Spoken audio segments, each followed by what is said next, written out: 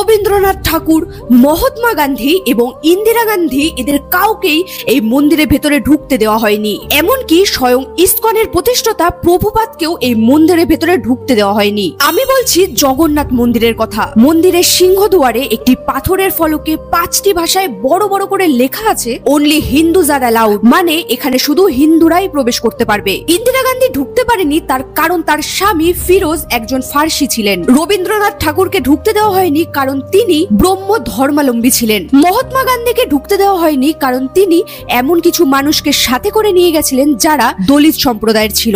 এবং প্রভুপাদকে ঢুকতে দেওয়া হয়নি কারণ তার সাথে কিছু বিদেশি ভক্ত ছিল। কিন্তু প্রশ্ন হচ্ছে এরকম কেন অন্য ধর্মের মানুষদের এখানে প্রবেশ করা নিষেধ? এর কারণ ইতিহাস বলছে এই মন্দিরে 18 বার হামলা করা হয়েছে এবং মন্দিরের জিনিস চুরি করা হয়েছিল। তাই এই মন্দিরে শুধু হিন্দু ধর্মাবলম্বী মানুষদেরই প্রবেশ করতে দেওয়া হয়।